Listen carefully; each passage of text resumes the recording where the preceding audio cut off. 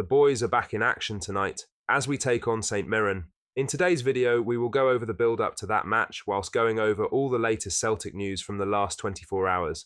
But first, make sure you like this video and subscribe to the channel for more Celtic content. Brendan Rodgers has revealed that neither he nor Celtic have received any communication from Willie Collum or the SFA regarding the controversial VAR decision that wrongly ruled out Dazen Maida's goal against Hibernian. The SFA's key match incident panel ruled on Friday that VAR official Alan Muir was wrong to intervene, with a 4-1 majority stating the original on-field decision to award the goal was correct. Despite this, Celtic have not received any contact from the governing body regarding the incident. This silence contrasts sharply with how another VAR controversy was handled. Dundee United Chiefs confirmed they have held discussions with the head of refereeing over Sam Dalby's disallowed goal against Hibs on Wednesday, with the governing body acknowledging there wasn't enough evidence for VAR to intervene. Rodgers, however, has heard nothing regarding Celtic's situation, saying, "I haven't spoken personally to anyone in the club. We've obviously been dealing with that, but we try to do that in-house and deal with it from there. But I haven't spoken to Michael Nicholson today, so as far as I'm aware, we haven't heard anything." The lack of communication from the SFA will only add to frustration among Celtic fans and raise further concerns over transparency in Scottish officiating. If the governing body was willing to discuss Dundee United's grievance, why hasn't the same courtesy been extended to Celtic, especially after an independent panel ruled the decision was wrong? While VAR official Alan Muir has been left off this weekend's referee appointments, the SFA has yet to provide a public explanation for the error or clarify if there will be any consequences for those involved. Now for the main story, as Brendan Rodgers is on course to win his third domestic treble with Celtic this term, and first since returning to Glasgow in 2023. The 52-year-old Hoops boss also masterminded impressive displays in the Champions League this season, with his side progressing from the league phase and going down valiantly against Bayern Munich across 2 legs earlier this month. Rodgers is under contract at Parkhead until June 2026, after replacing Ange Postecoglou, who secured a move to Tottenham after excelling in Scotland. Aberdeen's former chief Keith Wyness, who served as CEO at Pittodrie between 2000 and 2004, has claimed Rodgers would love to follow Postecoglou out of Celtic. Liverpool still speak fondly of Brendan Rodgers. Speaking on the new edition of Football Insider's Inside Track podcast, Wyness insisted the Northern Irishman still has time to make his mark at a higher level.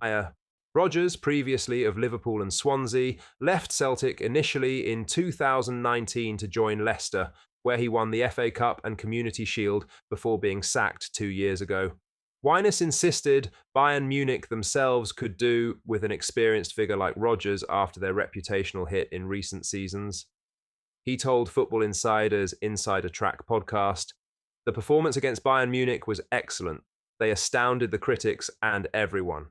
Brendan has finally shown that he can mix it with the big boys at Celtic. Everyone I've spoken to about him, right the way back to his time with Liverpool, has such a high regard for him and his football intellect. It's always surprised me that he's not come to the top. Everyone says he's very bright, very hardworking and innovative. People in football have always had a high opinion of him, but that hasn't matched his level of success. He was harshly treated at Liverpool and didn't go on to great success elsewhere. He's still got time, and I think his next appointment could be the one. I think other clubs will be looking at him now. Clubs like Bayern Munich, who have fallen down the ladder a bit, could even look at someone like him. I think he'd love to move on from Celtic now if he gets a bigger offer." In other news, the increase in away fan allocations for the upcoming Celtic versus Rangers derbies is a positive step, but Callum McGregor believes it doesn't go far enough. Ahead of the March 16th clash at Celtic Park, it was confirmed that over 2,000 away fans will be in attendance, a significant increase from the 800 to 900 seen in recent years and the 0 seen this year. However, it's still a far cry from the 7,500 away supporters that were permitted before Rangers slashed allocations in 2018 because they were sick and tired of Celtic celebrating at their stadium. Speaking about the situation, McGregor made it clear he would like to see the fixture return to its traditional full allocation for away supporters. "Yeah, it was obviously a while ago now, but it was great," McGregor told Celtic TV. I think the atmosphere generally in the stadiums and in the games created a real buzz around the place. So, yeah, listen, it's a big fixture and we want to try and maximise it as much as we can. Every game that's on the TV then show the best version of Scottish football, and that includes the supporters as well. So if we can make it a really good spectacle, more people will watch and buy in, etc. So it can only be a good thing for the game. While the restoration of over 2,000 away fans is progress, it's clear that McGregor, alongside many fans, believes the fixture would be better served by returning to pre-2018 allocations. This is what the club were pushing for, but the Ibrox side were reluctant to stretch that far. Fans in these next two might not carry the same weight as they would normally do with Celtic so far ahead, but heading into next season, they could be the difference maker.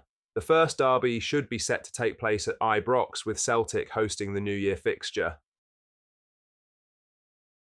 In other news, Brendan Rodgers has made it crystal clear that the recent lockout of away fans in Glasgow derbies was never a Celtic issue, insisting that the club has handled the situation well as away allocations return for the final two derbies of the season.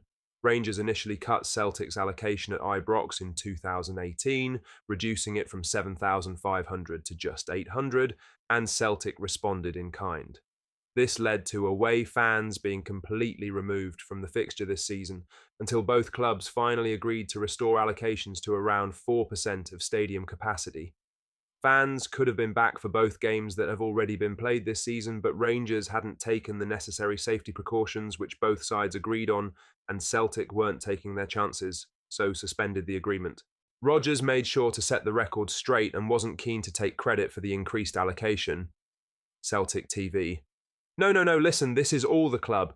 The club have dealt with it really well. Like I've said before, this wasn't a Celtic thing.